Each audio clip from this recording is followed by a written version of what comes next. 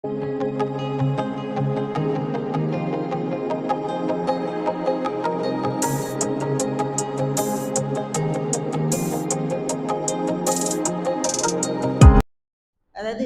கோயம்புத்தூரில் கேஜி ஹாஸ்பிட்டலோட வச்சு நடத்துகிறவர் பக்தவச்சலம், டாக்டர் பக்தவச்சலம் அப்படிங்கிறவர் வாட்ஸ்அப்பில் ஒரு செய்தி சொன்னார். அதாவது நம்முடைய உடல் எவ்வளவு முக்கியம் அப்படிங்கிறத பற்றி சொன்னார். ஒரு இதயம் மாற்றணுன்னா 50 லட்சம், கிட்னி மாற்றணுன்னா 50 லட்சம், இப்படி ஒவ்வொரு உறுப்பும் நம்ம உடம்புலேருந்து மாற்றணுன்னா அதுக்கு மாற்று ஆப்ரேஷன் செஞ்சால் 50 லட்சம் ஒவ்வொரு உறுப்புக்கும். அப்படி பார்த்தா நம்மளுடைய உடலினுடைய மதிப்பு 3 கோடி ரூபாய் அப்படின்னு சொன்னாருங்க. ஆனால் நம்மளே என்ன சொல்கிறோம், நம்மக்கிட்ட ஒன்றுமே இல்லை அப்படின்னு சொல்லி சொல்கிறோம். ஆனால் அவர் சொன்னதுக்கப்புறம் தான் நானே யோசித்து பார்த்தேன். ஸோ நம்ம உடம்பினுடைய மதிப்பு 3 கோடி ரூபாய். அதனால தான் மகரிஷி நமக்கு என்ன கொடுத்துருக்குறாருங்க, ஃபஸ்ட்டு உடற்பயிற்சியை கொடுத்துருக்குறாருங்க. இப்போ நம்ம எல்லாருமே எப்படி வாழணும்னு எதிர்பார்க்குறோன்னா, ஆரோக்கியமான உடல், மகிழ்ச்சியான மனம், வளமான வாழ்க்கை, அற்புதமான குடும்பம், நல்ல குழந்தைகள், இனிமையான எதிர்காலம்.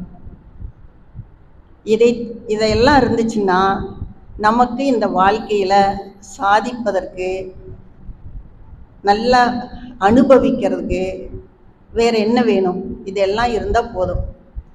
ஆனால் நம்ம சந்தோஷமாகவா வாழ்ந்துட்டுருக்குறோம் அப்படின்னு பார்த்தோம்னா, நம்ம வாழ்க்கையில் எப்பவுமே என்ன இருக்குதுங்க, துன்பங்கள் நிறைந்த வாழ்க்கை, சிக்கல்கள் நிறைந்த வாழ்க்கை, பிரச்சனைகள் நிறைந்த வாழ்க்கை.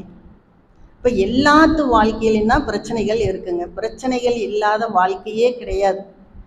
ஆனால் எல்லா பிரச்சனைகளுக்கும் என்ன இருக்குங்க, தீர்வு இருக்கு. அப்போ இன்ப துன்பங்கள் நிறைந்தது தான் வாழ்க்கை. இது நம்ம எல்லாத்துக்குமே தெரியும்.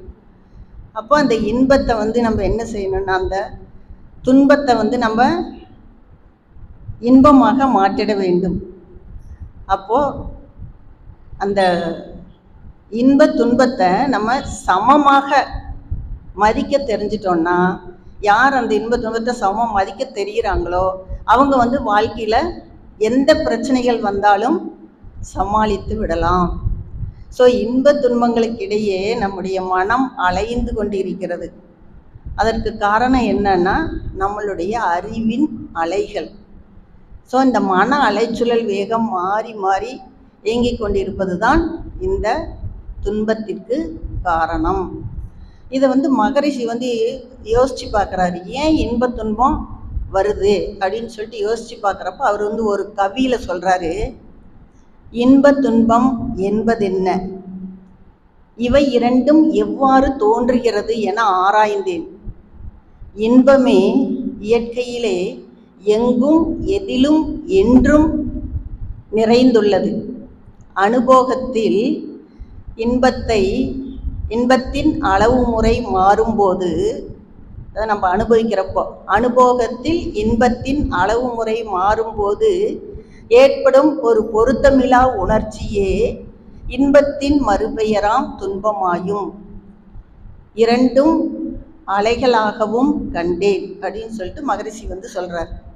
ஸோ இன்ப துன்பம் என்ற மனம் சார்ந்த அனுபவங்கள், இந்த ரெண்டுமே நம்ம மனம் சார்ந்ததாங்க. இன்ப துன்பம் ரெண்டுமே நம்ம மனம் சார்ந்த அனுபவங்கள், மறைபொருள். ஸோ இந்த மறைபொருளை, இந்த இன்ப துன்பத்தை எப்படி நம்ம வாழ்க்கையில் சமாளித்து அதிலிருந்து நம்ம வெளிவர்றது அப்படின்னு நமக்கு வழிகாட்டுறதுக்கு தான் வந்த குருமார்கள் யாருன்னா மகான்கள். அவங்கள நம்ம என்ன செய்யணுங்க, அவங்க சொன்ன நல்ல கருத்துக்களை எல்லாம் கேட்டு அவர்களுக்கு மதிப்பு கொடுக்கணும். ஆனால் சாதாரண மக்கள் அப்படி செய்கிறார்களா? இல்லை.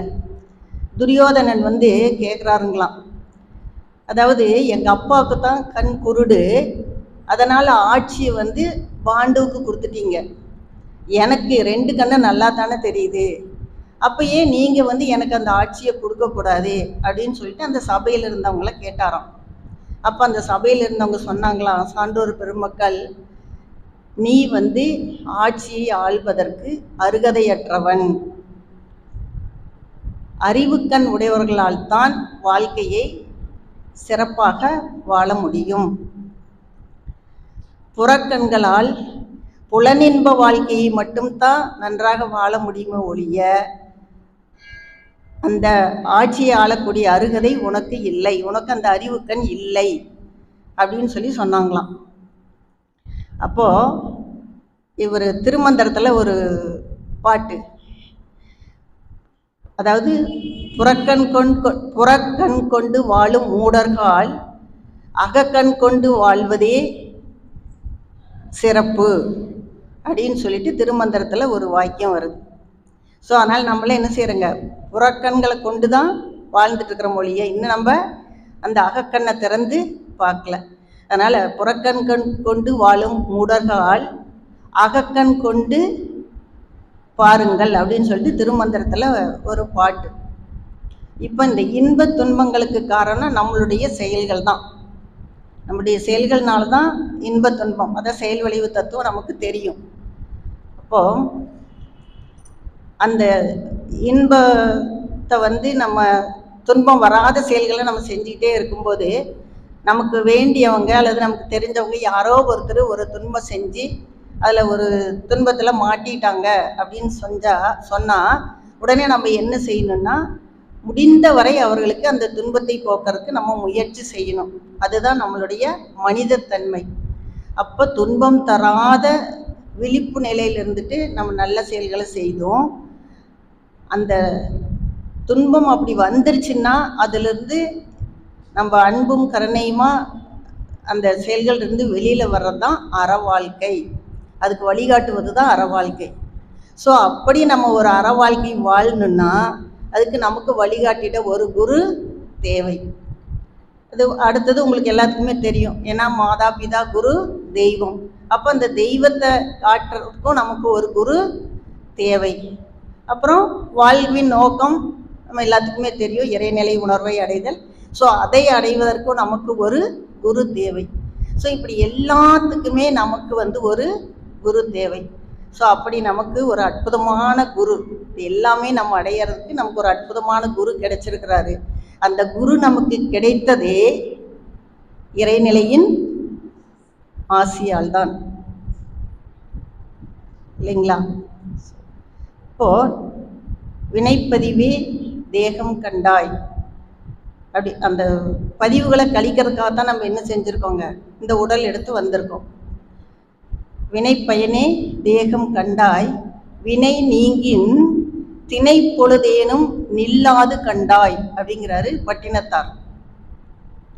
வினைப்பயனே தேகம் கண்டாய் வினை நீங்கின் திணை போதளவும் நில்லாது கண்டாய். அந்த பதிவுகளை நம்ம கழிச்சிட்டோம், அந்த பதிவுகள் நம்ம உடம்பை விட்டு போயிடுச்சு, எல்லா பதிவுகளையும் நம்ம கழிச்சிட்டோம் அப்படின்னா அந்த திணை அளவு நேரம் கூட இந்த உயிர் நம்மளுடைய உடம்புல இருக்காது அப்படின்னு சொல்கிறாங்க. ஸோ நம்மளுடைய துன்பங்களுக்கு காரணம் நாம் தான். அப்போது விவேகானந்தர் சொல்கிறார், உங்களுடைய இந்த நிலைமைக்கு காரணம் நீங்கள் தான், நீங்கள் தான் இப்போ இருக்கக்கூடிய உங்கள் எல்லா நிலைகளுக்கும் நீங்கள் தான் பொறுப்பு அப்படின்னு விவேகானந்தர் சொல்கிறார். இப்போ நம்ம எந்த செயலுமே செய்யலைன்னா எந்த துன்பமும் நமக்கு வராது. If there is no action there is no reaction. ஆனால் நம்ம ஏதாவது தப்பு செஞ்சோன்னா அதுக்கு தகுந்த விளைவு நமக்கு கண்டிப்பாக கிடைக்கும். தீதும் நன்றும் பிறர் தர வாரா. அப்போ நம்ம ஒரு செயல் செஞ்சோன்னா அதுக்குரிய விளைவுகளை நம்ம என்ன செய்யணுங்க, அனுபவிச்சே ஆகணும். இப்போ இதுக்கு ஒரு சின்ன கதை. ஒரு நாட்டில் ஒரு அரசர் இருக்கார். அந்த அரசருக்கு கையில் ஒரு சின்னதாக ஒரு கட்டி வந்துடுச்சு. அப்போ உடனே அவர் என்ன செய்கிறாரு, அரண்மனை வைத்தியரை கூப்பிட்டு இந்த மாதிரி எனக்கு கையில் கட்டி வந்துருச்சு, இதுக்கு என்ன செய்யலாம் அப்படின்னு ஆலோசனை கேட்குறப்போ அவர் சொல்கிறாரு, இந்த மாதிரி அந்த கட்டியை, அப்போல்லாம் ஆப்ரேஷனெல்லாம் கிடையாது இல்லைங்களா, அதனால் அந்த கத்தி வச்சு அந்த கட்டியை எடுத்துடலாங்க அப்படின்னு அதுக்கு ஒரு நாள் ஃபிக்ஸ் பண்ணிடுறாங்க. அந்த நாள் வர்றதுக்கு முன்னாடி திடீர்னு அரசருக்கு ஒரு அவசரமாக நகர்வலம் போக வேண்டிய ஒரு சூழ்நிலை ஏற்பட்டுருச்சு. சரினா அரசர் என்ன செய்கிறாரு, நகர்வலம் கிளம்பி போயிட்டார். அப்படி போயிட்டு இருக்கும்போது திடீர்னு ஒருத்தர், ஒரு பரதேசி மாதிரி ஒருத்தர் வந்து ராஜாவை நிறுத்தி, நான் உங்களுக்கு ஒரு சாமியம் சொல்கிறேன், அதை நீங்கள் கேட்டுக்கொண்டு எனக்கு 1000 பொற்காசுகள் தர வேண்டும் அப்படின்னாரு. சாமியம்னா ஃபார்முலா, ஒரு சூத்திரம் அப்படிங்கிற மாதிரி. அரசரும் சரி அப்படின்னு சொல்லிடுறார். சரின்ட்டு அவர் வந்து என்ன சொல்றாரு, ஒரு சாமியம், முடிவை பற்றி சிந்திக்காமல் எந்த செயலையும் தொடங்காதே. என்னதுங்க, முடிவை பற்றி சிந்திக்காமல் எந்த செயலையும் தொடங்காதே அப்படின்னு சொல்றாரு. சரின்னு ராஜாவும் கேட்டுட்டு அரண்மனைக்கு வந்துடுறாரு. வந்துட்டு அவருக்கு அந்த அறுவை சிகிச்சை செய்ய வேண்டிய நாள் வந்துருச்சு. இந்த டைமில் என்னாச்சுன்னா, அதுக்கு முதல் நாள் அந்த நாட்டினுடைய படை தளபதி, அவருக்கு வந்து ரொம்ப நாளாக அந்த நாட்டினுடைய மன்னன் ஆகணும் அப்படின்னு ஒரு ஆசை. அதனால் அவர் என்ன பண்ணுறாரு, எப்போ சமயம் கிடைக்கும் அப்படின்னு எதிர்பார்த்துட்டே இருக்கிறாரு. அப்போ இப்போ மன்னருக்கு உடம்பு சரியில்லை அப்படின்னு உடனே அவர் என்ன செய்கிறாரு, அந்த அரண்மனை வைத்தியரை கூப்பிட்டு, இந்த மாதிரி நான் ஒரு விஷ கத்தி தரேன், அந்த விஷ கத்தியால் நீ வந்து அரசரோட கையில் இருக்கக்கூடிய கட்டியை கிழிச்சின்னா அரசர் வந்து இறந்துருவார். அதுக்கப்புறம் நான் வந்து மன்னன் ஆயிடுவேன். நான் மன்னன் ஆகிட்டா அரண்மனை பொக்கிஷத்தில் இருக்கக்கூடிய நிறைய வைரம் வைடூரியம் அதெல்லாம் வந்து உனக்கு பாதி தரேன். அதனால் நீ வந்து நான் சொன்ன மாதிரி செஞ்சிரு அப்படின்னு சொல்லிட்டு ஒரு விஷக்கத்தியை அந்த அரண்மனை வைத்தியர் கையில் கொடுத்துட்றாரு. சரி, இவரே என்ன செய்கிறாரு, அதை வாங்கிட்டு போயிடுறாரு. அப்போ அடுத்த நாள் அரசருக்கு அந்த கட்டியை கிழிக்க போகிறாங்க. அவருக்கு கட்டியை இந்த மன்னர் என்ன பண்ணுறாருன்னா, அந்த பரதேசி சொன்ன வாக்கியம் இருக்குது பார்த்தீங்களா, முடிவை பற்றி சிந்திக்காமல் எந்த காரியத்தையும் செய்யாதே அப்படின்ட்டு. உடனே அந்த அரசர் அரண்மனைக்கு வந்த அன்னைக்கு என்ன செய்கிறாருங்க, அந்த வாசகத்தை அந்த அரண்மனையில் இருக்கிற எல்லா பொருள்களையும் அதை பொறிக்க சொல்லிடுறாரு அந்த வாசகத்தை. சரின்னு அரசருக்கு அந்த ஆப்ரேஷன் நடக்கிற அன்னைக்கு அவர் கையை இப்படி வச்சு கட்டியை கிழிக்கிறப்போ அடியில் வந்து அந்த தட்டு வச்சுருக்காங்க. அப்போ அவர் வந்து அந்த கத்தியால் இந்த கட்டியை கிழிக்கிறார். அரண்மனை வைத்தியர் கிழிக்கும்போது சொட்டு சொட்டாக ரத்தம் வந்து அந்த இதில் விழுது, தட்டில் விழுது. அப்போ இந்த அரண்மனை வைத்தியர் பார்க்குறாரு, ஒரு சொட்டு 2 சொட்டு 3 சொட்டு ரத்தம் விழுந்த உடனே அவரையும் அறியாமல் எதேச்சி அப்படி பார்க்குறாரு. அந்த தட்டத்தில் வந்து அந்த வாக்கியம் பொறிக்கப்பட்டிருக்கிறது, முடிவை பற்றி சிந்திக்காமல் எந்த செயலையும் தொடங்காதே அடி. உடனே இந்த அரண்மனை வைத்தியருக்கு ஒரு மாதிரி பயம் வந்துருச்சு. ஏன்னா இந்த அரசரை கொல்ற விஷயம் தனக்கும் படைத்தளபதிக்கு மட்டும்தான் தெரியும். ஒருவேளை மன்னர் இறந்ததுக்கப்புறம் நமக்கு மட்டும்தான் இந்த ரகசியம் தெரியும்னு சொல்லிட்டு அந்த படைத்தளபதி நம்மையும் கொன்னுட்டா என்ன பண்ணுறது அப்படின்னு சொல்லிட்டு உடனே அவர் என்ன பண்ணுறது, சமயோசிதமாக யோசித்து வேற மாற்று மருந்து கொடுத்து அந்த அரசருக்கு சரி பண்ணிடுறாரு. அரசருக்கு சரி பண்ணிவிட்டு அரசர்கிட்ட காலில் விழுந்து மன்னிப்பு கேட்குறாரு. இந்த மாதிரி நான் தெரியாமல் செஞ்சுட்டேங்க, தயவு செஞ்சு என்ன மன்னிச்சிருங்க அப்படின்னு சொல்லிட்டு அரசர்கிட்ட மன்னிப்பு கேட்டோன்னே அரசர் வந்து சரிப்பா அப்படின்னு சொல்லிட்டு அவனை அனுப்பிச்சிட்டு அதுக்கப்புறம் என்ன செய்கிறாருங்க, அந்த படை தளபதியை பிடிச்சி ஜெயிலில் போட்டுறாரு. ஆக நம்ம என்ன ஒரு தப்பு, அதான் இறைநீதிக்கு முரணான செயல்களை நாம் செய்யக்கூடாது. தப்பு கணக்கிட்டு தானொன்று எதிர்பார்த்தால் ஒப்புமோ இயற்கை விதி, ஒருங்கமைப்புக்கு ஒத்தபடி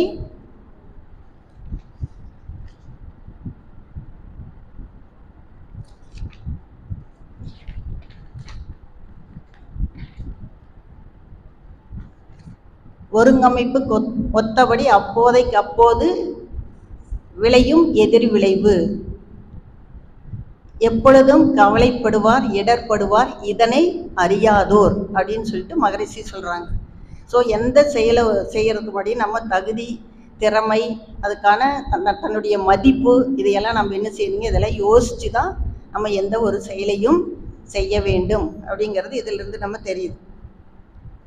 குன்றின் மீது ஏறுகின்றேன், குனிந்து கவிழ்ந்து விழுகின்றேன், மண்ணில் மகிழ்ந்து கிடக்கின்றேன், வற்றி வதங்கி கிடக்கின்றேன், இன்று நாளை எனும் வாழ்க்கை இப்படித்தானே கழிகின்றது என்று இறைவா உனை நான் எதிருக்கு எதிராய் சந்திப்பேன் அப்படின்னு சொல்லிட்டு உமர் கய்யாம் அப்படிங்கிறவர் வந்து இந்த பாட்டை பாடியிருக்கிறார்.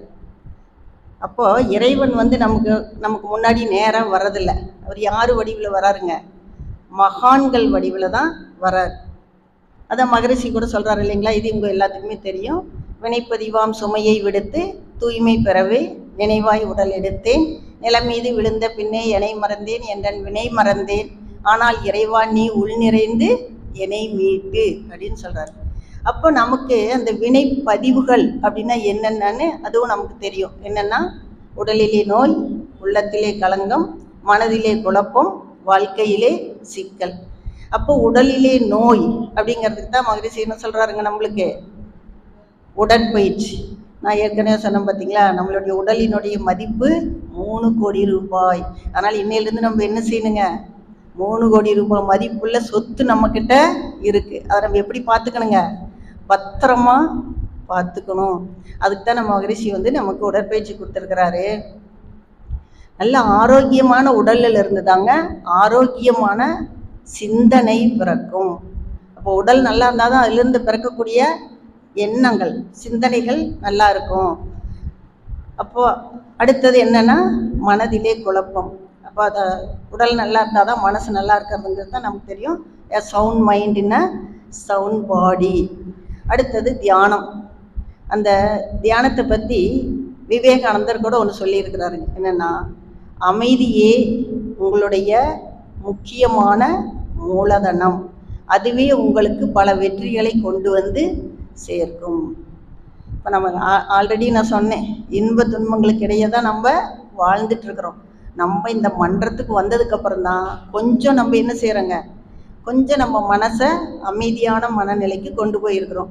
இன்னும் அடுத்த நிலை என்னங்க, இன்பம், துன்பம், அமைதி, பேரின்பம். அப்போ நம்ம தொடர்ந்து முயற்சி செஞ்சுக்கிட்டே இருந்தால் அந்த நிலையையும் நம்ம அடையலாம். அதனால் இந்த மனசில் குழப்பம் வராமல் இருக்கிறதுக்கு நம்ம என்ன செய்யணுங்க, நன்றாக தவம் செய்ய வேண்டும். ஸோ நம்ம இந்த வாழ்க்கை வந்து நமக்கு சிறப்பாக இருக்கணும்னா நமக்கு வந்து உடல் நல்லா இருக்கணும். உடல் நலம், மனவளம், நட்பு நலம், பொருள் வளம், இது 4 நன்றாக இருந்தால் நம்மளுடைய வாழ்க்கை சிறப்பாக இருக்கும். நம்ம எப்பவுமே மகிழ்ச்சியாக இருக்கலாம்.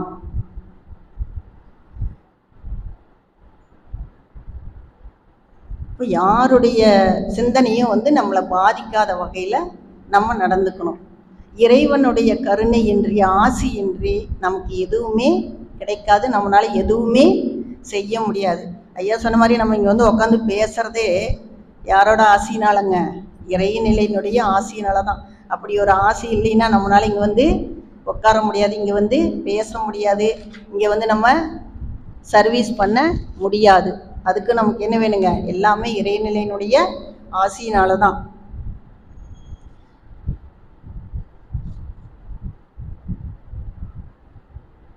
நம்ம பகவத்கீதையில் வந்து ஒன்று சொல்லியிருக்காங்க, கடமையை செய், பலனை எதிர்பார்க்காதே அப்படின்னு சொல்லிட்டு. அப்போ எது நடந்ததோ அது நன்றாகவே நடந்தது. எது நடக்கிறதோ அதுவும் நன்றாகவே நடக்கும். எது நடக்க இருக்கிறதோ அதுவும் நன்றாகவே நடக்கும். ஸோ அட் ப்ரெசண்ட் நம்ம வந்து கடந்த காலத்தை பற்றியும் கவலைப்படக்கூடாது, கடந்த காலத்தை நினைச்சும் பார்க்கக்கூடாது, எதிர்காலத்தை பற்றி கவலையும் படக்கூடாது. இப்போ அட் ப்ரெசண்ட் நம்ம நிகழ்காலத்தில் வாழ்ந்து கொண்டிருக்கிறோம். ஸோ இந்த காலத்தை வந்து நம்ம எப்படி இருக்கணுங்க, மகிழ்ச்சியாக, சந்தோஷமாக நம்ம வாழ வேண்டும். விதைப்பதற்கு மட்டும்தான் நமக்கு உரிமை உண்டு, அறுவடை செய்வதற்கு அல்ல அப்படின்னு சொல்லிட்டு ஜீசஸ் சொல்லியிருக்கிறாரு. குறிதவறி துப்பாக்கி சுடுவதை ஒக்கும் நெறிதவறி செய்யும் செயலின் விளைவு. பிறர்க்கின்னா முற்பகல் செய்யின் தமக்கின்னா பிற்பகல் தாமே வரும். இந்த இடத்துலையும் ஒரு சின்ன ஒரு கவிதைங்க, த இன்ச் கேப் ராக் அப்படின்னு ஒரு ஆங்கில கவிதை. த இன்ச் கேப் ராக் அப்படின்னு ராபர்ட் சதே அப்படிங்கிறவர் எழுதின ஒரு அழகான ஆங்கில பாடல். ஸ்காட்லாந்து நாட்டில் ஒரு பெரிய கடல் இருக்குங்க.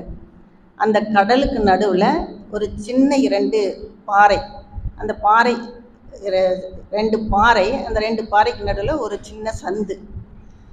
இப்போ நிறைய கப்பல்கள், சின்ன சின்ன பாய்மர கப்பல்கள் எல்லாம் என்னாகுன்னா அந்த கடலில் அந்த பாறை வழியாக போயிட்டே இருக்கும். அப்போ என்ன ஆகும், நல்ல தண்ணியெல்லாம் நிறைய வர்றப்போ அந்த 2 பாறைகள் இருக்கிறது தெரியாமல் அந்த கடலில் போகிற கப்பல்கள், பாய்மர கப்பல்கள் எல்லாம் என்ன ஆகுனாங்க, அந்த பாறையில் மோதி அதில் போகிறவங்க எல்லாம் இறந்துடுறாங்க. இந்த நிகழ்ச்சி தொடர்ந்து நடந்துக்கிட்டே இருக்கு. இப்போ இதை பார்த்து அங்கிருந்து ஒரு மத குரு அவர் என்ன நினைக்கிறாரு, என்ன செஞ்சாரு, இப்படி எல்லாருமே தெரியாமல் போய் அந்த பாறையில் மோதி இறந்துடுறாங்களே அப்படின்னு சொல்லிட்டு அவர் என்ன செய்கிறாரு, ஒரு மிதவைனா ஒரு படகு, அந்த படகை கொண்டு போய் அந்த பாறையோட சேர்த்து கட்டி அதில் ஒரு மணி, ஒரு பெரிய மணியை கட்டி அதை அந்த நங்கூரத்தோட இணைச்சி வச்சிடுறாரு. இப்போ என்ன ஆகுனாங்க, நல்ல காற்று அடித்து, கடல் நல்ல தண்ணி நிறைய போய் காற்று அடிக்கும்போது அந்த மணி ஆட்டோமேட்டிக்காக அடிக்கிற மாதிரி ஒரு செயலை அந்த மதகுரு செஞ்சு வச்சுட்டார். அப்போ எல்லாருமே அந்த கப்பலில் போகிறவங்க, பாய்மர கப்பல், படகுல போகிறவங்க எல்லாருமே என்னென்னா அந்த இடத்துல போகும்போது அந்த மணி அடித்த உடனே அவங்க ஓ இந்த இடத்துல ஒரு ஆபத்து இருக்குது அப்படின்னு தெரிஞ்சுட்டு அவங்க என்ன செய்கிறாங்க, அந்த இடத்துலேருந்து வேறு வழியாக சென்று போயிடுறாங்க. இந்த மாதிரி எல்லாரும் நல்ல சந்தோஷமாக அந்த கடலில் போகிறவங்களாம் இருக்கிறத பார்த்துட்டு அந்த மதகுருவை எல்லாரும் வாழ்த்துறாங்க. சரி, அவர் நல்லா இருக்கணும், நம்மளை மாதிரி வாழ்க்கை வளமுடன் அவர் நல்லா இருக்கணும், இத்தனை பேருக்கு அவர் நல்லது செய்கிறாரேன்னு சொல்லிட்டு எல்லாரும் வாழ்த்திட்டே இருக்காங்க. இது அங்கே ஒரு கடல் கொள்ளைக்காரன் இருக்கிறான். அவன் பேர்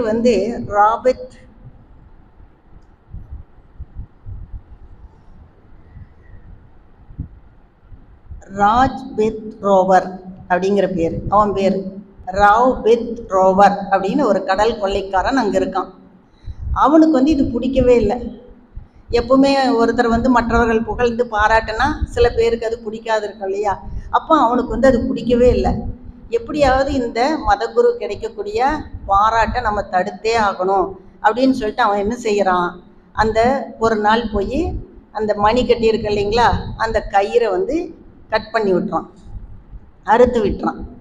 அப்போ ஆஸ் யூஸ்வல் என்ன ஆகுது, மறுபடியும் கடலில் நிறைய தண்ணி வந்தால், அலை நிறையா வீசிச்சுன்னா மறுபடியும் மக்கள் எல்லாம் போய் அதே மாதிரி தெரியாமல் போய் பாறையில் மோதி இறந்துடுறாங்க.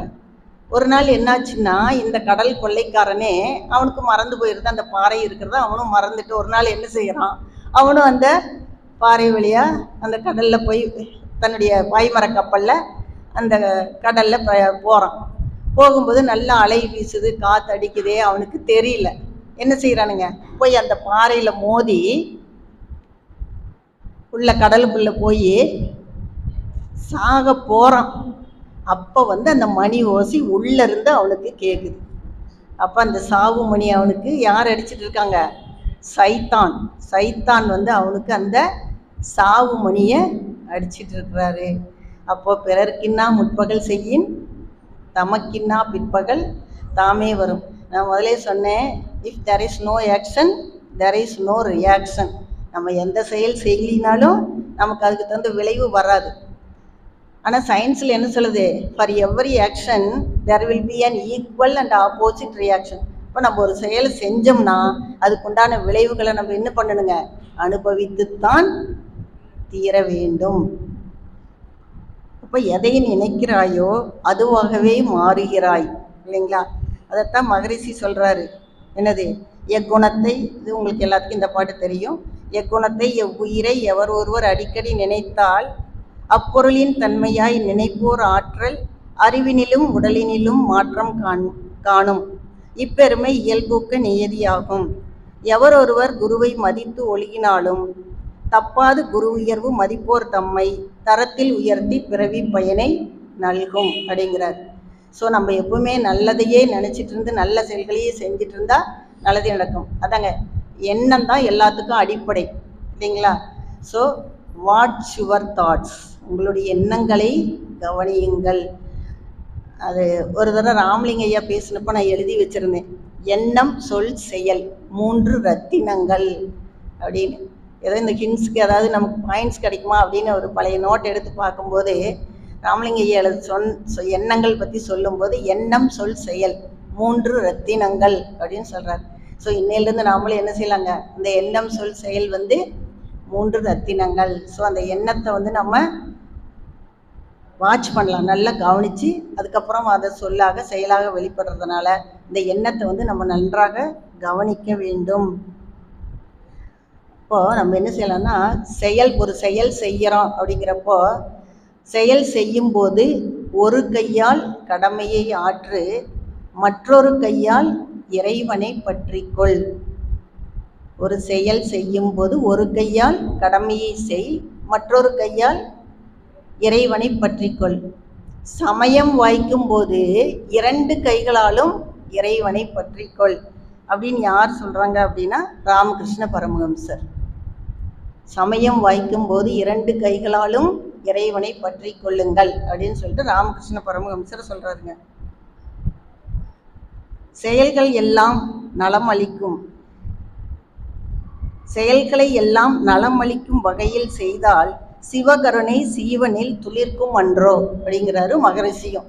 ஸோ நம்ம நல்ல செயல்களை செஞ்சால் அது என்னாகுங்க, சிவகருணை சீவனில் துளிர்க்கும் அன்றோ அப்படின்னு சொல்லிட்டு நம்ம மகரிஷியும் அதை சொல்கிறார். ஸோ செயலை செய்வதால், ஒரு செயலை நம்ம செய்கிறதுனால எனக்கு என்ன லாபம் அப்படின்னு நினச்சோம்னா அதுக்கு பேர் காமிய கர்மம். பயனை எதிர்பார்க்காது நம்ம ஒரு செயலை செஞ்சோம்னா அதுக்கு பேர் நிஷ்காமிய கர்மம். அதான் பகவத்கீதையில் சொல்கிறாங்க, என்னது, கடமையை செய், பலனை எதிர்பார்க்காதே. ஸோ எந்த ஒரு பலனையும் எதிர்பார்க்காம நம்ம கடமையை செஞ்சோம்னா அதுதான் நிஷ்காமிய கர்மம்.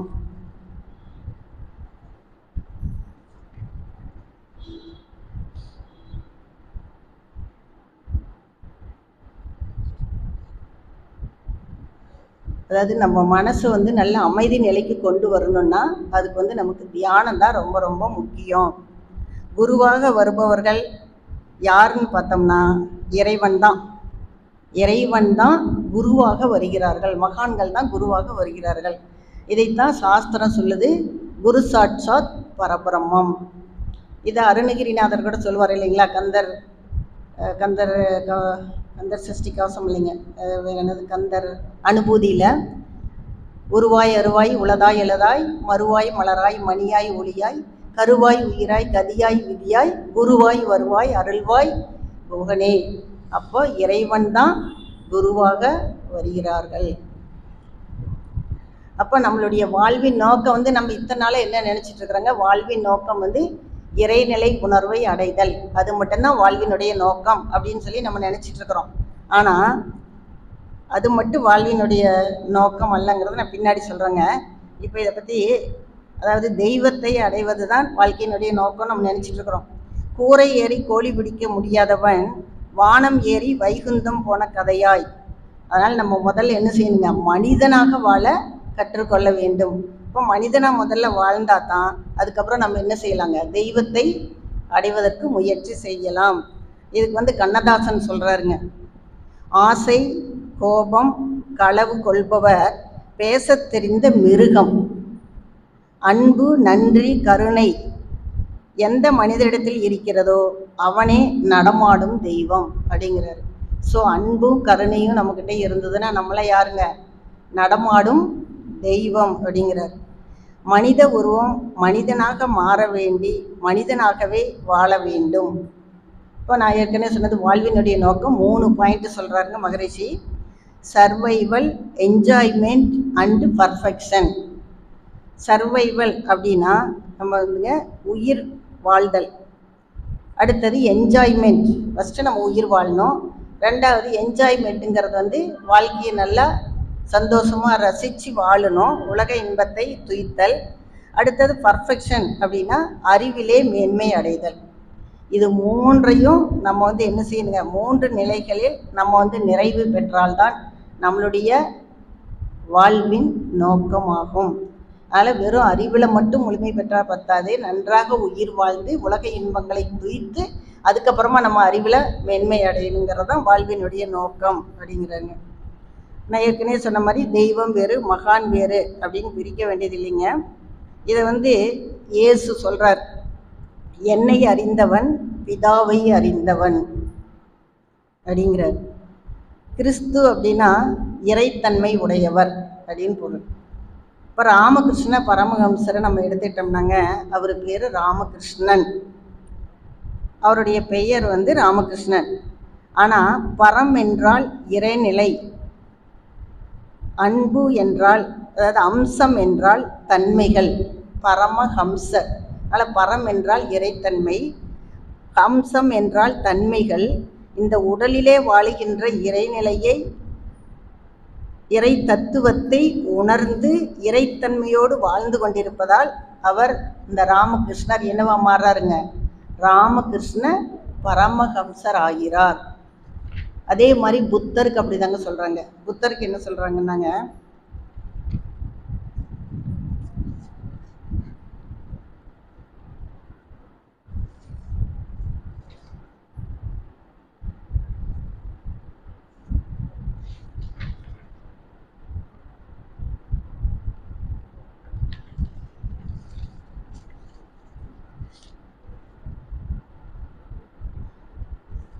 புத்தம் என்றால் இறை உணர்வு, இறை தத்துவத்தை உணர்ந்ததனால் கௌதமன் கௌதம புத்தராக சிறப்பிக்கப்படுகிறார்.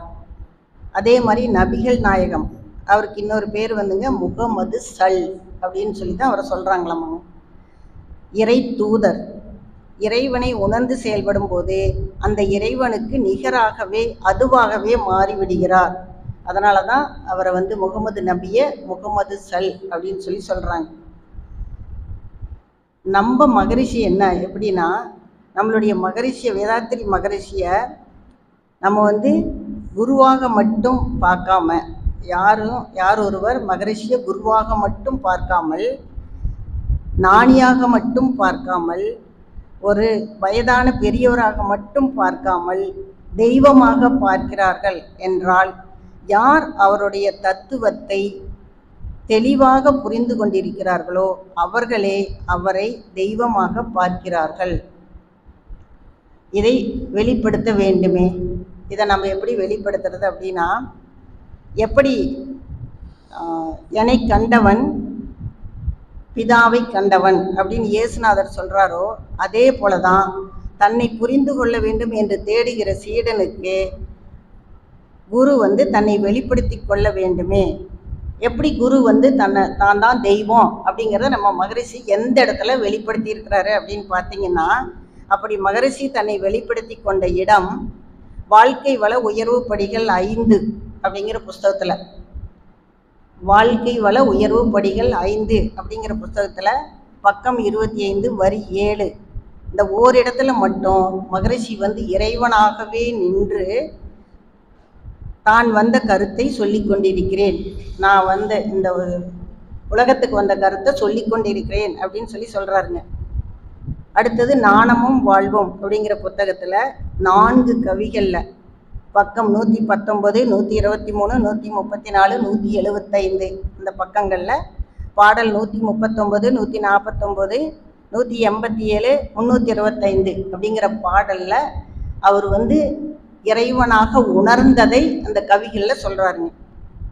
என்னுள் அவனை வைத்தேன், ஏற்றி வந்தேன் போற்றி வந்தேன், என்னை அவனுள் இணைத்தேன், இறைவனாக பாடுகின்றேன், உன்னுள்ளும் இவ்வுண்மை உணர்ந்து கடை தேர்வதற்கு உங்கள் அனைவருக்கும் ஒருங்கிணைந்து வாழ்த்துகின்றேன். என்னுள் அவனை வைத்தேன், ஏற்றி வந்தேன் போற்றி வந்தேன், என்னை அவனுள் இணைத்தேன், இறைவனாக பாடுகின்றேன், உன்னுள்ளும் இவ்வுண்மை உணர்ந்து கடை தேர்வதற்கு உலக மக்கள் அனைவரையும் ஒருங்கிணைந்து வாழ்த்துகின்றேன் அப்படின்னு சொல்லி சொல்கிறாங்க. அப்போ நம்ம தெய்வமாக மாறணும்னா நம்ம வந்து என்ன செய்யணுங்க, மகரிஷியை வந்து குருவாக மட்டும் நினைக்காமல் எப்படி நினைக்கணுங்க, அவருடைய தத்துவங்களை நன்றாக நாம் புரிந்து கொள்ள வேண்டும். அப்படி புரிந்துக்கிட்டா நாமும் அந்த இறைநிலை உணர்வை அடைந்து விடலாம் அப்படின்னு சொல்லி, அதுக்கடுத்துங்க நம்ம வந்து அன்பும் கருணையுமாக இருக்க வேண்டும் அப்படிங்கிறதுக்கு ஒரு சின்ன கதைங்க. ஒரு ஆசிரியர் வந்து, இது உண்மையாக நடந்ததான், ஒரு ஆசிரியர் வந்து ஒரு வகுப்பில் பாடம் நடத்திட்டு இருக்கிறாங்க. அவங்க என்ன பாடம் நடத்துகிறாங்கன்னா, திருக்குறளில் அன்புடைமை அப்படிங்கிற அதிகாரம், அன்புடைமைங்கிற அதிகாரத்தில் 10 திருக்குறளை நடத்திடுறாங்க. நடத்திட்டு ஒரு வாரம் டைம் கொடுத்துட்டு அடுத்த வாரம் வரும்போது நீங்கள் இந்த 10 திருக்குறளையும் நல்லா படிச்சுட்டு வந்துடணும் அப்படின்னு சொல்லிட்டு போயிடுறாங்க. அடுத்த வாரம் வந்து கேட்கும்போது ஒரு பையன் நல்லா ஒப்பிச்சிட்றான். அன்பிற்கும் உண்டோ அடைக்கும் தாள் ஆர்வலர் பொன்கண்ணீர் பூசல் தரும் அப்படின்னு எல்லாம் சொல்லி ஒரு பையன் ஒப்பிச்சிட்றான். வரிசையாக கேட்டே வரும்போது ஒரு பையன் அன்பிற்கும் உண்டோ அடைக்கும் தாள் தாள் தாள் அப்படின்ட்டு அப்படியே சொல்லிக்கிட்டே இருக்கான். அந்த தாளுக்கு மேலே அவனுக்கு போகல. அன்பிற்கும் உண்டோ அடைக்கும் தாள் தாள். இப்போ அந்த டீச்சருக்கு ரொம்ப கோவம் வந்துடுது. உடனே அவங்க என்ன செய்கிறாங்க, அந்த பையனை வந்து ஒரு வாரம் டைம் கொடுத்தும் உனக்கு இன்னும் உன்னால் படிக்க முடியலையா அப்படின்னு சொல்லிட்டு அவங்க என்ன செய்கிறாங்க, அந்த பையனை நல்லா கொஞ்சம் பெரம்பலை அடித்து, இப்போ இல்லை அது முன்னாடி, இப்போல்லாம் அடிக்க முடியாது இல்லைங்களா, இப்போ படித்தா ஆசிரியர் வீட்டுக்கு போயிடணும், சரி ஓகே. அப்போ அந்த காலத்தில் அடித்து அந்த பையனை வந்து அந்த ஸ்கூலுக்கு வெளியில், ஐ மீன் அந்த கிளாஸ் ரூமுக்கு வெளியில் அவனை வந்து முட்டி போட்டு உட்கார வச்சு படிடா அப்படின்னு சொன்னார். அந்த பையன் அழுதுகிட்டே படிச்சுட்டு இருக்கான். அப்போ அந்த தலைமை ஆசிரியர் வந்து அந்த வழியாக வராங்க. வந்துட்டு ஏன்ப்பா அழுதுட்டு இருக்கிற, என்னாச்சு அப்படின்னு சொல்லிட்டு அந்த டீச்சர் கூப்பிட்டு ஏன் அந்த பையன் அழுகிறான், என்ன காரணம் அப்படின்னு கேட்குறாங்க. இந்த மாதிரி நான் பாடம் நடத்தினேங்க, படிச்சுட்டு வர சொன்னேன், அவன் சரியாக படிச்சுட்டு வரல, அதனால தான் நான் வந்து அவனை அடித்தேன் அப்படின்னு. என்ன பாடமாக நடத்துனீங்க அப்படின்னு கேட்டேன். அன்புடைமை அப்படின்னு சொன்னாங்க. ஏம்மா அன்புடைமைங்கிற பாடத்தை இவ்வளோ கோபமாக சொல்லி கொடுத்தீங்கன்னா அந்த பையன் எப்படி படிப்பான்? இப்போ அன்புடைமைங்கிற பாடத்தை நீங்கள் எப்படி சொல்லித்தரணும்? அன்பாக சொல்லித்தரணும். அப்போ உங்ககிட்ட அந்த அன்பான சொல்லிக்கூடிய முறையே உங்ககிட்ட இல்லை. அப்போ நீங்கள் எப்படி சொல்லித்தரணும்? அன்பாக அந்த குழந்தைக்கு அந்த பாடத்தை சொல்லித்தர வேண்டும் அப்படின்னு சொல்லி சொல்கிறாங்க. அப்போ நம்ம எப்படி இருக்கணுங்க? அன்பும் கருணையுமா இருக்கணும். எல்லா இடத்துலையும் நம்ம அன்பும் கருணையுமா இருக்கணும். மற்றவங்க எப்படி இருக்கிறாங்களோ இல்லையோ, ஆனால் நாம் மனவளக்கலையில் இருக்கிறதுனால நாம் எல்லாத்துட்டையும் அன்பும் கருணையுமா இருக்க முயற்சி செய்வோம், விடாமுயற்சி செய்வோம். அடுத்தது வந்துங்க, கடவுள் வந்து நம்மளுடைய எல்லா செயல்களையும் பார்த்துட்டு தான் இருக்கிறாரு. நம்ம மனவளக்கலை மன்றத்துக்கு வராதுக்கு முன்னாடி நம்ம நினைப்போம், நம்ம நினைக்கிறது யாருக்கு தெரியும், நம்ம யாரை பற்றி வேணாலும் என்ன வேணாலும் தப்பாக நினைக்கலாம், நம்ம நினைக்கிறது யாருக்குமே தெரியாது அப்படின்ட்டு. ஆனால் இப்போ நமக்கெல்லாம் ஓரளவுக்கு தெரியுது. என்னென்னுங்க, நம்ம செய்கிற எல்லா செயல்களும் எங்கே பதிவாகுதுங்க? நம்மளுடைய கருமையத்தில் பதிவாகிறது அப்படின்னு சொல்லிட்டு நம்மளுக்கு எல்லாத்துக்குமே தெரியும். ஆனால் இந்த தெரியாத சிலர் இருப்பாங்க இல்லைங்களா? அப்போ கடவுள் வந்து நம்மை மேலே இருந்து பார்த்து கொண்டு தான் இருக்கிறார் அப்படிங்கிட்டு ஒரு விவசாயி ஒருத்தர் இருக்கிறார். அவர் என்ன செய்கிறாரு, தோட்டத்தில் பயிரெல்லாம் இடுறாரு. அவர் தோட்டத்தில் விளைச்சல் நல்லாவே வரல, விளைச்சல் நன்றாகவே வரல. ஆனால் பக்கத்து தோட்டத்தில் வந்து எப்படி இருக்குங்க, விளைச்சல் சூப்பராக இருக்குது. உடனே இவருக்கு என்ன தோணுது, நம்ம தோட்டத்தில் விளைச்சல் சரியாகவே இல்லையே, ஆனால் பக்கத்து தோட்டத்தில் விளைச்சல் நன்றாக இருக்கிறது, அதனால் நம்ம என்ன செய்யலாம், அந்த பக்கத்து தோட்டத்தில் இருக்கிற விளைச்சலை நாம் போய் அறுவடை செய்து கொண்டு வந்து விடலாம் அப்படின்னு சொல்லிட்டு ஒரு நாள் என்ன செய்கிறாரு, ஒருத்தரும் பார்க்காதப்போ அந்த பக்கத்து தோட்டத்துக்கு போய் ஒரு மூலையில் போய் நின்றுக்கிறார். நின்றுட்டு தன்னுடைய 5 வயது மகனையும் கூட கூட்டிகிட்டு போகிறார். கூட கூட்டிகிட்டு போய் என்ன செய்கிறாருங்க, முன்னாடி பார்க்குறாரு, பின்னாடி பார்க்குறாரு, வலது பக்கம் பார்க்குறாரு, இடது பக்கம் பார்க்குறாரு. அப்போ யாருமே தங்களை பார்க்கல அப்படின்னு சொல்லிட்டு அவர் என்ன செய்கிறாரு, உடனே ஒரு பெரிய பை கொண்டு போயிருக்கிறாரு. உடனே தன்னோட பையன்கிட்ட சொல்கிறாரு, இந்த பையை பிடிச்சிக்கோ, நான் கதிரியெல்லாம் அறுத்து பைக்குள்ளே போடுறேன் அப்படிங்கிறார். அப்போ அந்த 5 வயது பையன் சொல்கிறான், அப்பா நீங்கள் மேலே பார்த்தீங்க, கீழே வலது பக்கம் பார்த்தீங்க, கிழக்கு பக்கம் பார்த்தீங்க, இடது பக்கம் பார்த்தீங்க, 4 திசையிலையும் நீங்கள் பார்த்தீங்க, ஆனால் நீங்கள் மேலே பார்க்க மறந்துட்டீங்களே அப்பா. ஏன்னா மேலேருந்து ஒருத்தர் பார்த்துக்கிட்டே இருக்கிறாரு. அப்போது இறைவன் வந்து நம்மளை பார்த்துக்கிட்டே இருக்கிறாரு. அப்போ நம்ம என்ன அதை நீங்கள் கவனிக்காமல் விட்டுட்டீங்களே அப்படின்ட்டு அந்த 5 வயது மகன் அவருடைய தந்தைக்கு இறைவனை பற்றி சொல்கிறார். அப்போ நம்ம என்ன செயல் செஞ்சாலும் யார் நம்மளை பார்த்துட்டே இருக்கிறாருங்க, இறைவன் நம்மளை கண்காணித்து கொண்டே இருக்கிறார். இப்போ இன்னொரு இதுங்க, ஒரு குப்புசாமின்னு ஒருத்தர் இருந்தாருங்க. அவர் வந்து இறைவன்கிட்ட போய் ஒரு வரம் கேட்டாராம். இந்த மாதிரி ரொம்ப நாளாக கேட்டுகிட்டே சாமி கும்பிட்டுட்டே இருக்கிறாரு. அப்புறம் சாமியும் சரி ரொம்ப நாளாக இவர் நம்மளை ரொம்ப வேண்டி கூப்பிடுறாரே அப்படின்னு சொல்லிட்டு வந்து என்னப்பா வேணும் உனக்கு அப்படின்னு கேட்குறாரு. அப்போ அவர் சொல்கிறாரு, எனக்கு சாகா வரம் வேண்டும் அப்படின்ட்டு. பெரிய பெரிய அரக்கர்கள் அவங்க எல்லாமே நம்ம ராமாயண மகாபாரத்துல எல்லாம் கேள்விப்பட்டிருக்கிறோம். எல்லாம் பயங்கரமாக தவம் பண்ணி என்ன வரம் வாங்கியிருக்காங்க. இவர் என்ன ஈஸியாக கேட்குறாரு, எனக்கு சாகா வரம் வேண்டும் அப்படின்னு சொல்லிட்டு கேட்குறாரு. இறைவனுக்கு ஒன்றுமே புரியல. சரி, நம்ம இவனுக்கு வரம் கொடுக்கறதுக்கு வந்துட்டோம், கொடுக்காமையும் போக முடியாது. அதனால் என்ன சொல்கிறாரு, யோசிச்சுட்டு சரிப்பா நீ கேட்ட வரத்தை நான் உனக்கு கொடுத்துட்றேன் அப்படின்னு சொல்லிட்டு கொடுத்துட்றாரு.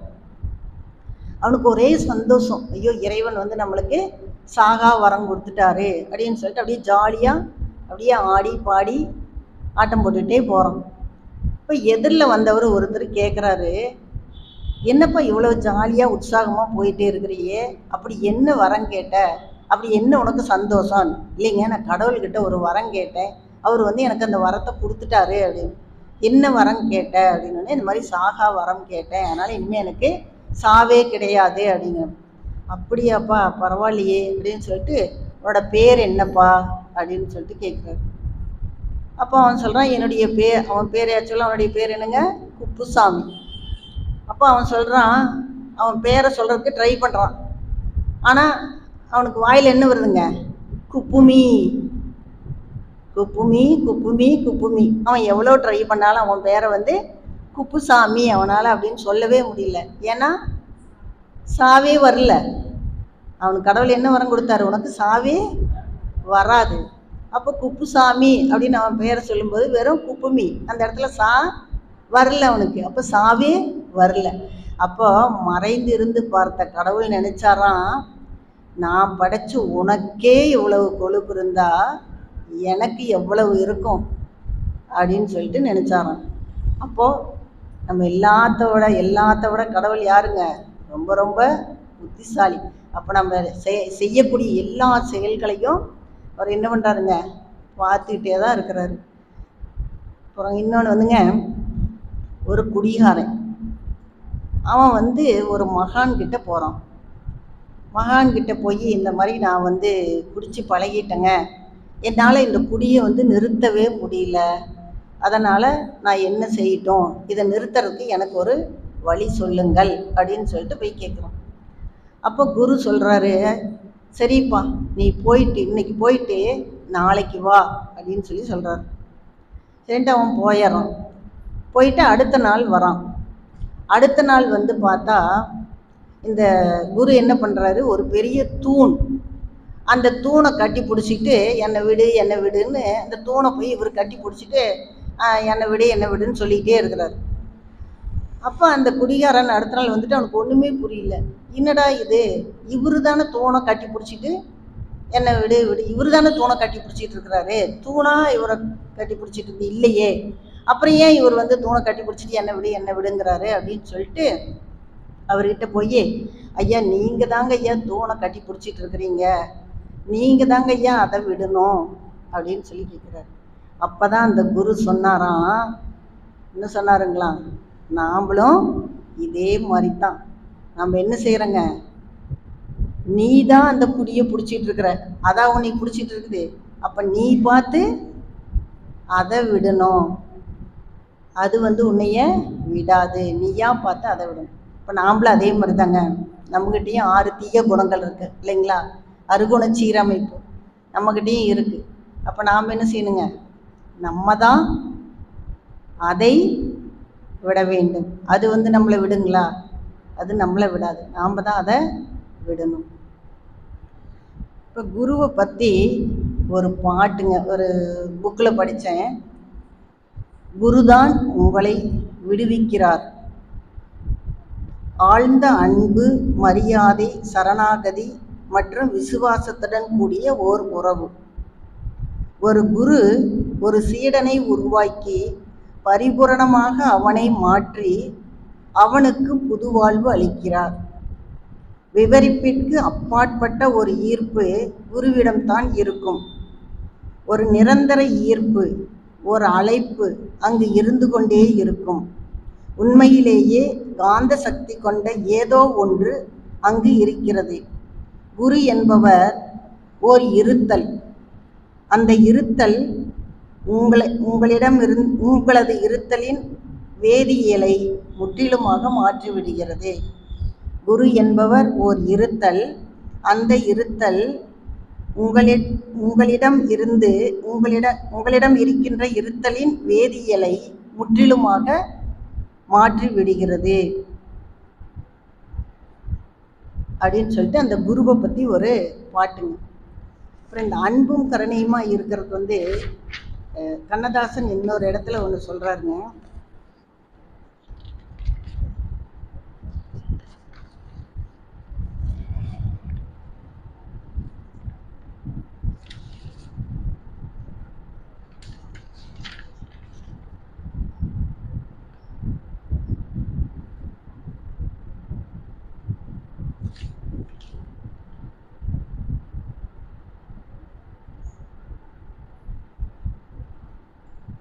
வாழ்க்கை அனுபவங்களில் அன்பு எப்படி இருக்குது அப்படிங்கிறத ஒரு கவிதை. இன்னும் நிறைய கவிதைங்கிறதுனால கொஞ்சம் எழுதிட்டு சொல்கிறேன், தப்பாக நினச்சிக்காதீங்க, எல்லாத்தையும் மனப்பாடம் பண்ண முடியல.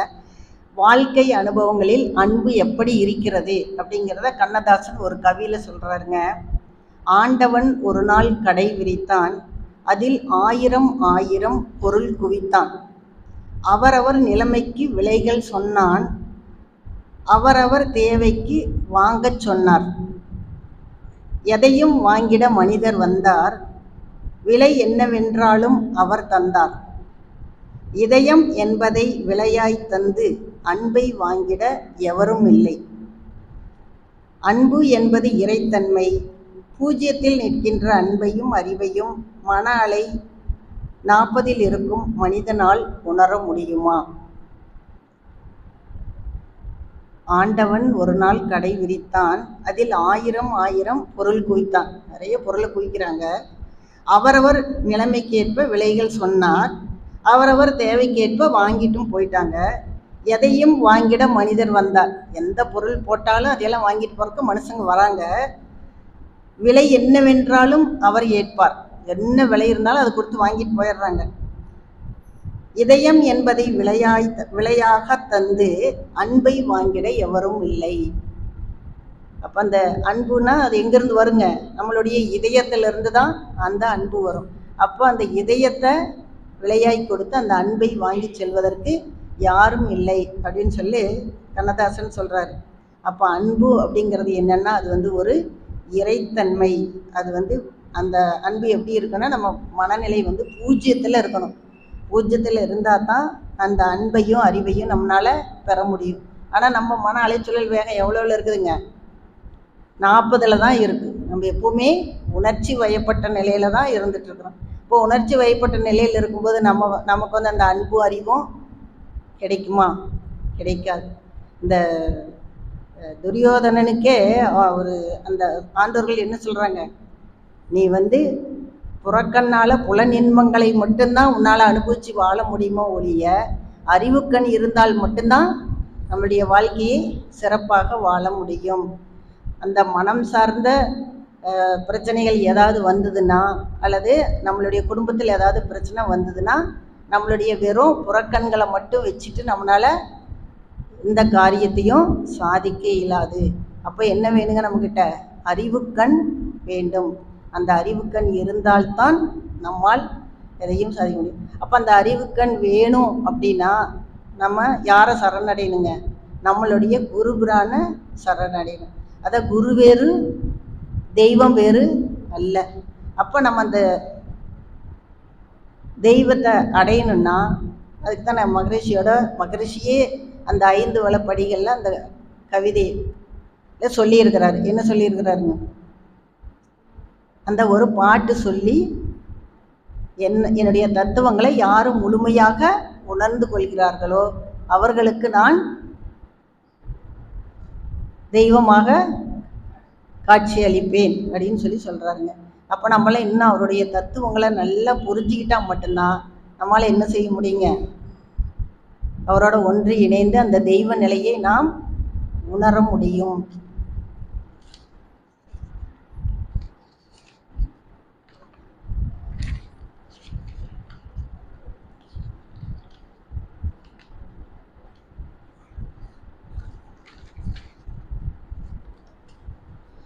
ஏற்கனவே சொன்ன மாதிரி தாங்க, நம்ம எந்த செயல் செஞ்சாலும் அதுக்கு ஒரு எதிர் விளைவு உண்டு. இறைநிலையில் எல்லாமே இருப்பு நிலையில் உள்ளதென்றாலும் எவர் ஒருவரும் அதை எடுத்துக்கொள்ள முடியாது. அதான் பிரபஞ்சத்தில் எல்லாமே இருக்குது. எல்லாமே எப்படி இருக்குதுங்க? பிரபஞ்சத்தில் எல்லாமே இருப்பு நிலையில் இருக்குது. நம்ம ஏற்கனவே சொல்லலைங்களா, சந்திரனும் பூமி, சந்திரன் சூரியன் எல்லாமே என்ன செய்யுதுங்க, நமக்கு நிறைய நன்மைகளை செஞ்சிட்டு இருக்குது. அதெல்லாம் நம்மகிட்ட இருந்து ஏதாவது எதிர்பார்க்குதுங்களா? எதையுமே நம்மக்கிட்ட எதிர்பார்க்கிறதே இல்லை. அப்போ பிரபஞ்சம் முழுதும், அதாவது இன்ப ஊற்றாய் நிறைந்த இறைவா, இப்போ இறைவன் எங்கே இருக்கிறாருங்க? எல்லா பிரபஞ்சம் முழுவதும் இன்ப ஊற்றாய் நிறைந்திருக்கிறார். அதை நம்ம எடுத்து எல்லாத்துக்கும் கொடுக்கலாம், எடுத்து நம்மளால எல்லாத்துக்கும் கொடுக்க முடியும். ஆனால் அது என்ன சொல்கிறாங்கன்னா, இறைநிலையில் எல்லாமே இருப்பு நிலையில் இருக்குது. அப்படி இருந்தாலும் நம்ம நினைக்கிற மாதிரி எவர் ஒருவரும் அதை எடுத்துக்கொள்ள முடியாது. ஏன் அப்படின்னா, மறைபொருளாம் இவை அனைத்தும் அலைநிலையில் உள்ளன. அது எல்லாமே எப்படி இருக்குங்க? அலைநிலையில் உள்ளது. மனிதன் எண்ணம் செயல் தரம் தன்மைக்கேற்ப முறையாக உருவெடுத்து முனைந்து உந்தி முன் உரியவருக்கு சேர்க்கும் இறைநீதி. ஸோ நம்மளுடைய, நான் ஏற்கனவே சொன்ன மாதிரி தான், நம்மளுடைய தன்மை தரம் மதிப்பு எல்லாத்த வச்சு தான் நமக்கு என்ன கிடைக்குங்க? கடவுள் நம்மளுக்கு எந்த நேரத்தில் என்ன கொடுக்கணுமோ அதை அவர் நமக்கு கொடுப்பார். இப்போ கடவுள் நமக்கு கொடுக்கணும்னு நினைக்கிறத யாராலையும் தடுக்க முடியாது. அதே அவர் நமக்கு கொடுக்க முடியாதுன்னு கொடுக்கக்கூடாதுன்னு நினச்சிட்டாருன்னா, நம்ம மற்ற யார் என்ன நமக்கு உதவி செஞ்சாலும் அது நமக்கு கிடைக்காது. அப்போ இறைவனுடைய அருளின்றி ஆசியின்றி நம்மால் நமக்கு எதுவுமே கிடைக்காது. அதான் இங்கே சொல்கிறாங்க, இறைநிலையில் எல்லாமே இருப்பு நிலையில் உள்ளதென்றாலும் எவர் ஒருவரும் அதை எடுத்துக்கொள்ள முடியாது. மறைபொருளாய் இவை அனைத்தும் அலைநிலையில் உள்ளன. மனிதன் எண்ணம் செயல் தரம் தன்மை கொட்ப முறையாக உருவெடுத்து முனைந்து உந்தி முன்வந்து உரியவருக்கு சேர்க்கும் இறைநீதி. ஸோ எது யார் யாருக்கு எந்த நேரத்தில் கிடைக்குமோ அது கட்டாயம் கிடைக்கும். அதுதான் இறைநீதி, இறை ஆசி. ஸோ இது எல்லாமே என்னன்னு பார்த்தீங்கன்னா ஆல்ரெடி ப்ரோக்ராம்டு. என்னது? எல்லாமே ஆல்ரெடி நமக்கு ப்ரோக்ராம் பண்ணியாச்சு. இவங்களுக்கு இந்தந்த வயசில் இதுதான் நடக்கும் அப்படின்னு சொல்லிட்டு கடவுள் என்ன பண்ணிடுறாருங்க, ஆல்ரெடி ப்ரோக்ராம் பண்ணி வச்சிட்றாரு. அதை நம்மளால் மாற்ற முடியாது. ஸோ கோபத்தில் நிதானமும் குழப்பத்தில் அமைதியும் துன்பத்தில் தைரியமும் தோல்வியில் பொறுமையும் வெற்றியில் தன்னடக்கமும் வாழ்க்கையை இனிதாக்கும்.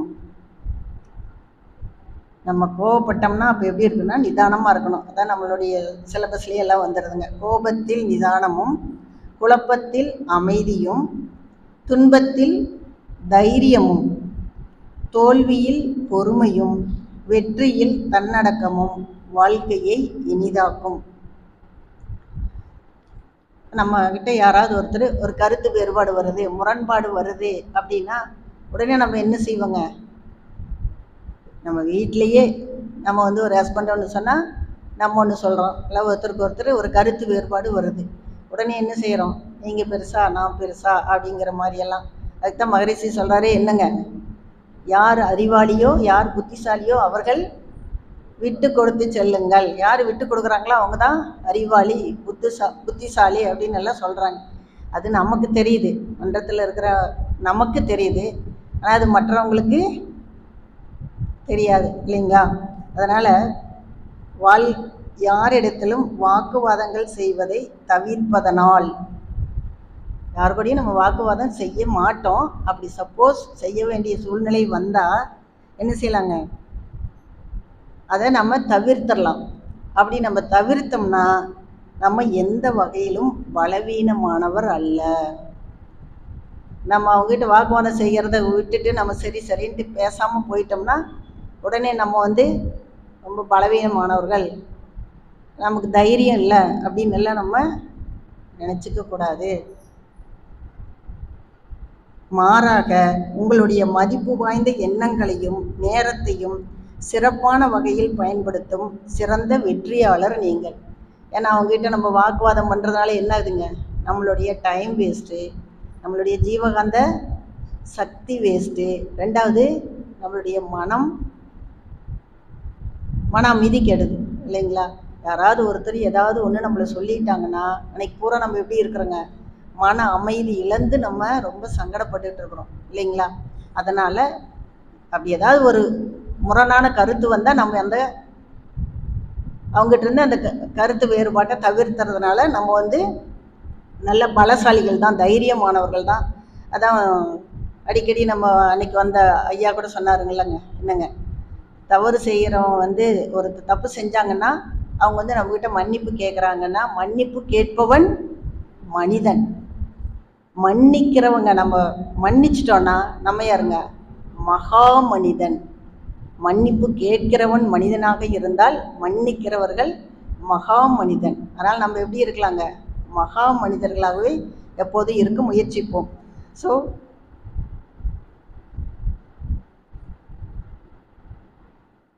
அதாவது மற்றவங்க நம்மகிட்ட கருத்து வேறுபாடு செஞ்சாங்கன்னா அதனால் நம்மளுடைய அவங்ககிட்ட கருத்து வேறுபாடு செய்யாமல் இருந்தால் நம்மளுடைய மதிப்பு வாய்ந்த எண்ணங்களையும் நேரத்தையும் சிறப்பான வகையில் பயன்படுத்தும் சிறந்த வெற்றியாளர் தான் நாம் எல்லாரும்.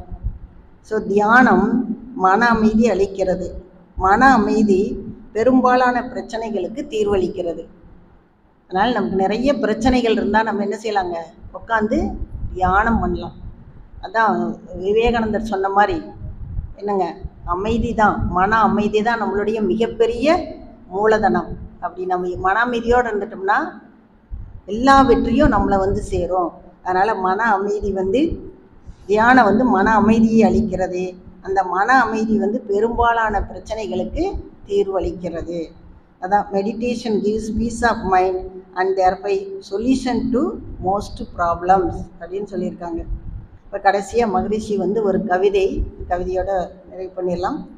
தன்முனைப்பு, பழிச்செயல் பதிவு, மாயை தலை மூன்றும் மனித உயிர் களங்கங்கள் ஆகும்.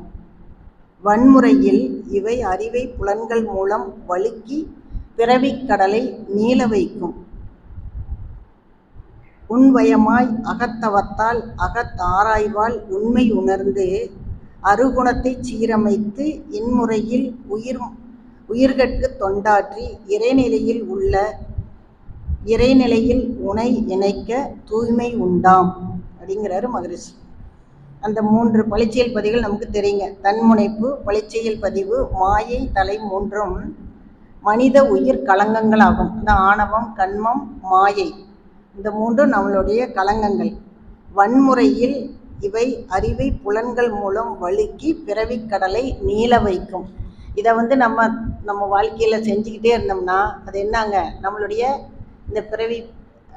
பிறவியை ரொம்ப நீண்டிகிட்டே போக நம்மளுடைய பிறவி. ஏன்னா நம்மளுடைய பதிவுகள் கழிஞ்சா தானே நம்ம என்ன செய்ய முடியுங்க, இறைநிலை உணர்வை அடைய முடியும். அப்போ இந்த ஆணவம், கண்மம், மாயைங்கிற இந்த களங்கங்கள் எல்லாம் நம்மகிட்ட இருக்கிற வரைக்கும் என்ன ஆகுங்க, நம்மளுடைய பிறவி நீண்டுகிட்டே தான் போகும். அதாங்க, நம்முடைய பதிவுகள் கழிஞ்சாதான் என்னங்க, திணை பொழுதேனும் அந்த உயிர் வந்து நம்மளுடைய உடம்புல இருக்காது. நில்லாது கண்டாய், திணை பொழுதேனும் நில்லாது கண்டாய்ங்கிறாரு பட்டினத்தார். ஸோ தன்முனைப்பு, பழிச்செயல் பதிவு, மாயை தலை மூன்றும் மனித உயிர் களங்கங்கள் ஆகும். வன்முறையில் இவை அறிவை புலன்கள் மூலம் வழிக்கிட பிறவிக்கடலை நீள வைக்கும். உண்வயமாய் அகத்தவத்தால் அகத்தாராய்வால் உண்மை உணர்ந்து அருகுணத்தை சீரமைத்து இன்முறையில் உயிர்கட்கு தொண்டாற்றி இறைநிலையில் உனை இணைக்க தூய்மை உண்டாகும் அப்படிங்கிறாரு மகரிஷி. ஸோ இந்த களங்கங்களையெல்லாம் நீக்கி நம்ம வந்து ஐயா சொன்ன மாதிரி மன்றத்துக்கு வந்து நம்ம நிறைய சர்வீஸ் பண்ணணும். நிறைய நம்ம சர்வீஸ் பண்ணினா என்னங்க, நம்மளுடைய களங்கங்கள் பதிவுகள் எல்லாம் நீங்கி நம்ம சீக்கிரமாக இறைநிலை உணர்வை அடைந்து விடலாம். அதனால் அந்த இறைநிலை உணர்வு அடைவதற்கு நம்ம என்ன செய்யணுங்க? முடிஞ்ச வரை பிற உயிர்களுக்கு, அதாவது இரண்டொழுக்க பண்பாட்டை ஃபாலோ பண்ணி பிற உயிர்களுக்கு துன்பம் செய்யாமலும் துன்பப்படுவோருக்கு நம்மால் முடிந்த உதவிகளை செய்தும் வாழ வேண்டும். அப்போ அந்த இறைநிலையினுடைய ஆசினா அவருடைய ஆசியின்றி நம்மளுக்கு எதுவுமே கிடைக்காதுங்க. ஒன்று நான் சொல்ல வந்த பாயிண்ட் 2 தான். அதுக்கு அடுத்தது இயற்கைக்கு முரணான செயல்களை நாம் செய்யக்கூடாது. அப்போ இயற்கைக்கு முரணான செயல்களை நம்ம செஞ்சோம்னா கண்டிப்பாக அதாவது தப்பு கணக்கிட்டு தானொன்று எதிர்பார்த்தால் ஒப்புமோ இயற்கை விதி அப்படின்னு சொல்லிட்டு, அப்போ நம்ம இன்னொரு பாட்டு கூட இருக்குல்லங்க, நம்ம வந்து தப்பு செஞ்சுட்டு அப்புறம் பயன் என்ன? பின் பரமனை வேண்டுவதால். நம்ம வந்து தப்பு செஞ்சுட்டு அதுக்கப்புறம் தப்பு செஞ்சதுக்கப்புறமா இறைவனை வேண்டதுனால ஒரு பயனும் கிடையாது. அதனால் ஒரு செயல் செய்யறதுக்கு முன்னாடி அந்த அரசர் கதை எனக்கு ரொம்ப உங்களுக்கு நல்லா நான் வச்சுக்கோங்க. ஏன்னா முடிவை பற்றி சிந்திக்காமல் எண்ணி துணிய கர்மம் அப்படிங்கிறது வள்ளுவம். அதனால் நம்ம எந்த ஒரு செயலை செய்யறதுக்கு முன்னாடியும் நம்ம நல்லா யோசித்து இந்த செயலை செய்யலாமா வேண்டாமா அப்படின்னு சொல்லிட்டு நல்லா யோசித்து அந்த செயலை செய்யணும். ரெண்டாவது, அந்த செயலை செய்யும்போது மகரிஷி சொன்ன மாதிரி அது தனக்கோ பிறருக்கோ தற்காலத்திலோ பிற்காலத்திலோ துன்பம் தராத செயலாக இருக்கணும் அதுங்கிறத நம்ம யோசிக்கணும். ரெண்டாவது, அந்த இறைநிலையினுடைய ஆசையின்றி கருணையின்றி நமக்கு எதுவுமே கிடைக்காது. அதனால் அந்த இறைநிலையினுடைய ஆசையும் கருணையும் நமக்கு என்றைக்குமே வேணும். அதுக்கு நமக்கு வழிகாட்டுறது யாருன்னா நம்மளுடைய குரு தான். அதனால் அந்த குருவினுடைய தத்துவங்களை நாம் நன்றாக புரிந்து கொண்டு அவருடைய வழியிலே வாழ்ந்து நாமும் இறைநிலை உணர்வை அடையலாம்.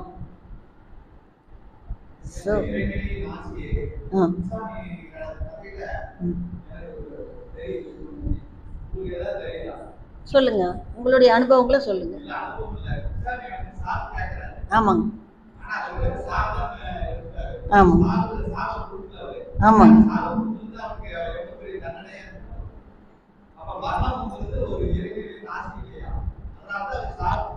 சாவை கொடுக்கறது இறைநிலையினுடைய ஆசி தாங்க. அது எப்படிங்க அவருடைய பதிவுகள் கழியாம அவருக்கு எப்படி சாவு வரும்? சாகா வரம் வேண்டும் அப்படின்னு இல்ல சொல்லு.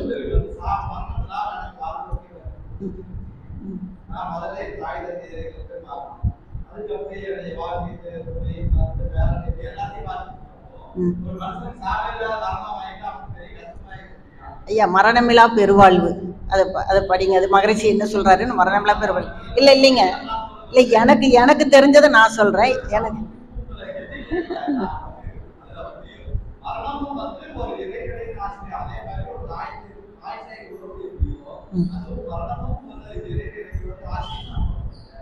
இறைநிலையுடைய ஆட்சி தாங்க. அவன் வந்து சாகாத வரம் வேண்டும்னா எப்பவுமே சாகாம இருக்கும்.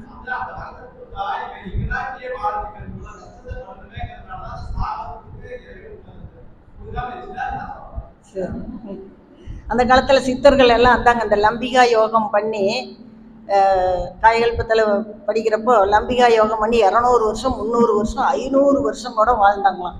அப்போ அவங்களுக்கே அந்த வாழ்க்கை போர் அடிச்சு தான், சரி இனிமேல் இந்த வாழ்க்கையை நமக்கு வேண்டாம், ரொம்ப போர் அடிக்குது அப்படிங்கிறப்ப தான் அவங்க என்ன ஆயிடுறாங்களாம், அப்படியே சமாதி நிலைக்கு போயிடுறாங்க. அந்த மாதிரி அவருக்கும் ஒரு வேளை சாகா வரம் கொடுத்துருந்தா அவரும் ஒரு வேளை ரொம்ப நாள் வாழ்ந்து போர் அடிச்சு சரி நமக்கு இந்த வாழ்க்கை போகுதுன்னு நினச்சி போயிருப்பாரு என்னமோ தெரியலைங்க. அது அந்த குப்புசாமி தான் கேட்கணும்.